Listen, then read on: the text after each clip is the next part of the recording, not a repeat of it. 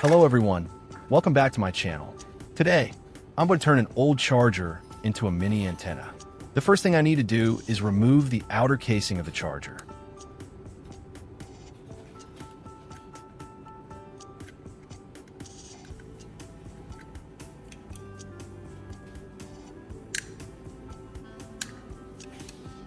Next, I remove the circuit board from inside the charger.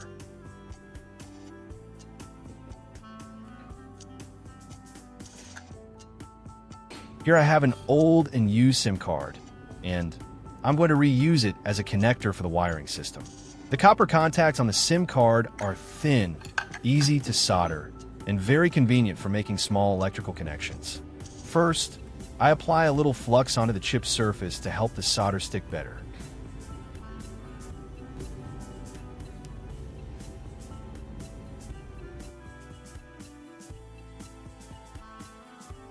Then, I use a piece of solder wire to make solder joints directly onto the surface of the SIM card.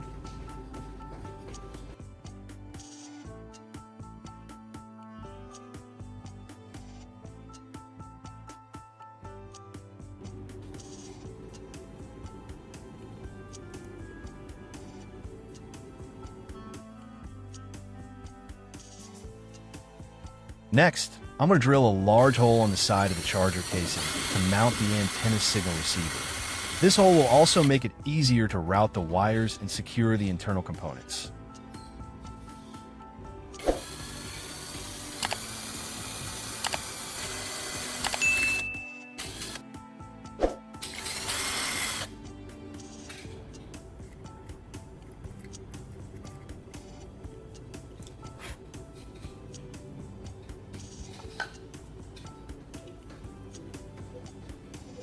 Then I use pliers to remove the metal pins from the charger plug so I can reuse them as wire connectors.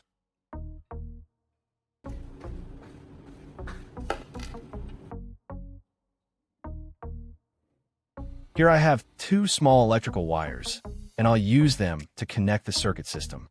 First, I strip off the insulation at the ends of the wires using pliers.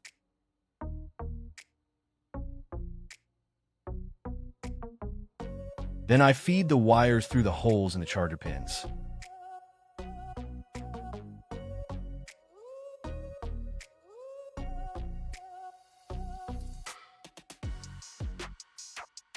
After that, I clamp the metal pins back into place to securely hold the wire cores inside. I repeat the same process with the second pin.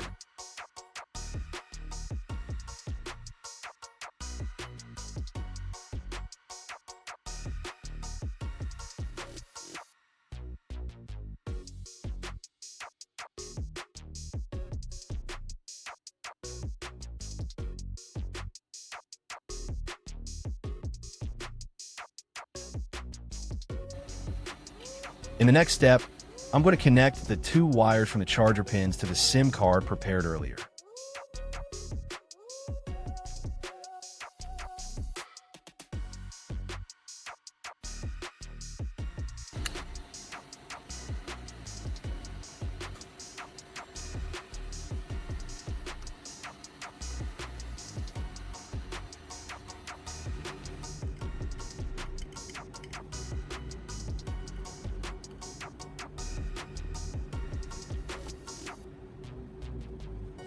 I use a soldering iron to securely solder the wires onto the solder points on the SIM surface, making the connections stronger and more stable during use.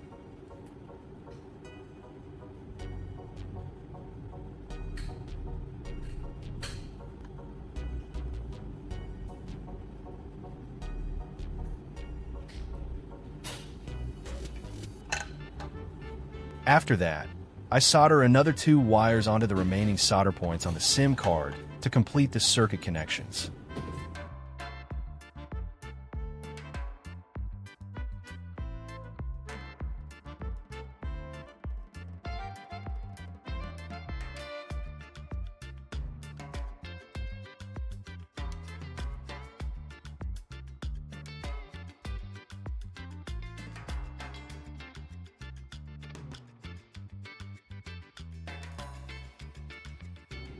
Here I have an FF coaxial cable connector and a small piece of copper wire. This connector will help provide a more stable signal connection and also make the antenna easier to connect and disconnect.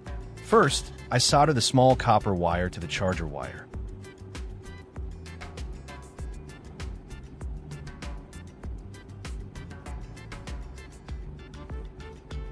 Then I attach the copper wire to the coaxial connector.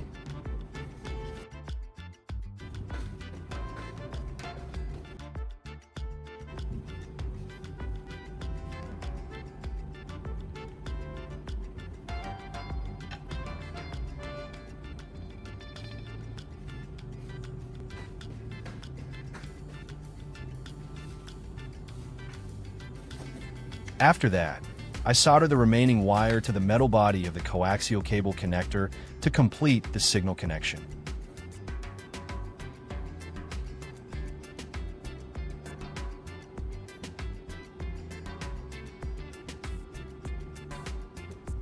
Once the circuit section is finished, I move on to making a stand for the antenna. Here I use a small piece of wood as the base to help the antenna stand more securely during use. To make the antenna stand, I use an L-shaped angle bracket. This bracket helps the antenna stay stable and securely supported during use. First, I install 2 screws to firmly attach the bracket to the wooden base.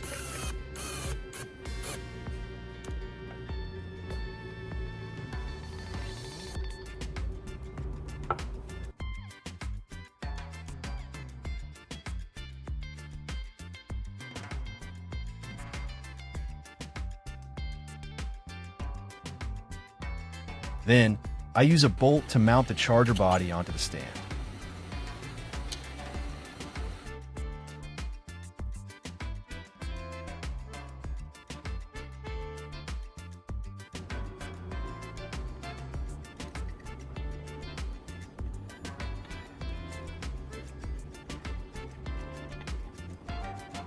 Finally, I tighten the bolt once more with pliers to make sure everything is securely fixed in place. Next, I place all the components back inside the charger casing. I carefully position each part to prevent the wires from short-circuiting or getting too tangled.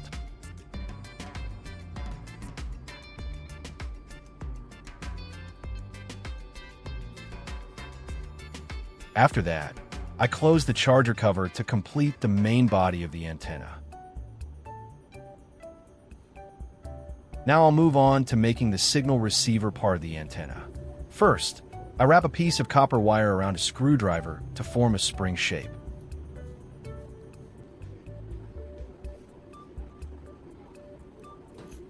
Then I stretch the copper spring slightly. This helps increase the spacing between the coils, which can improve signal reception and make the antenna work more efficiently. After that, I attach the signal receiver part to the charger pins to complete the antenna.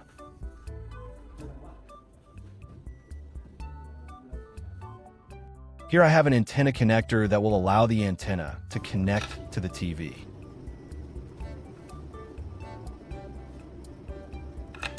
I'll use a signal cable as the connecting wire. First, I use a utility knife to carefully cut a small section at the end of the cable to expose the metal shielding mesh inside. This mesh helps reduce signal interference during transmission.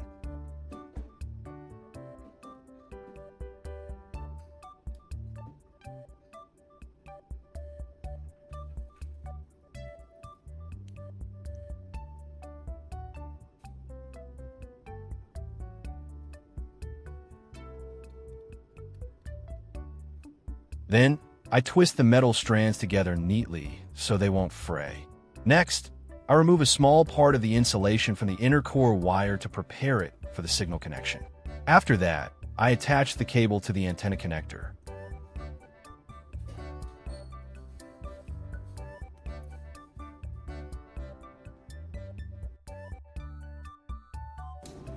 On the other end of the signal cable, I attach another connector jack so it can be easily connected to the TV.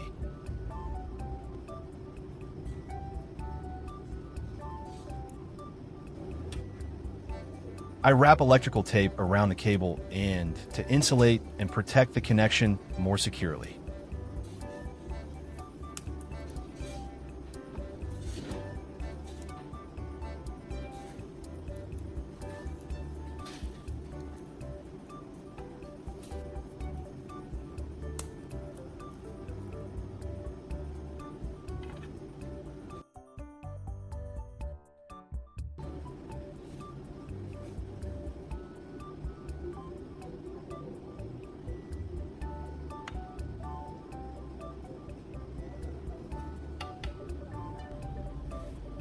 Once everything is finished, I connect the cable jack to the homemade antenna. This antenna has a pretty compact design and is made mostly from recycled components, so the overall cost is very low. Even though it's built from old materials, the structure and connections still look solid and well organized. Now it's time to test the antenna in real-world conditions and see how well it can receive signals. Now, I'm going to switch channels on the TV to check whether it can receive any signal without an antenna connected. As you can see, without the antenna, the TV cannot receive any signal at all. The screen shows a no signal message, meaning no broadcast channels are being detected. Next, I'll connect this homemade antenna to the back of the TV for a real-world test. As soon as the antenna is connected, the channels appear almost instantly. The picture looks clear and stable, showing that the antenna is working even better than I expected. I'm now switching through different TV channels to test the signal stability.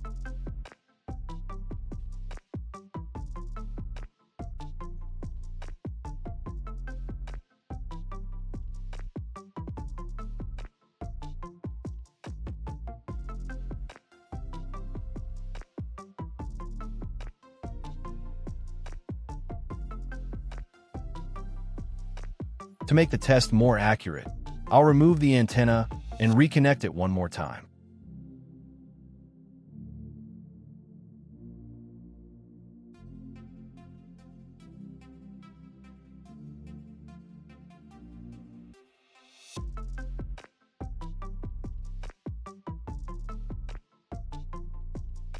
When the antenna is removed, the signal disappears immediately.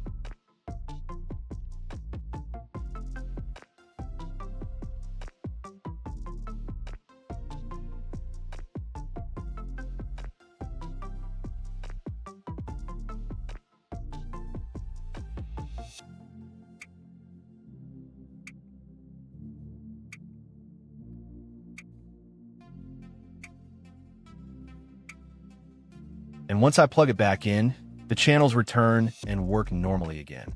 This proves that this DIY antenna can actually work well in real-life use, even though it was built mostly from recycled materials and old components.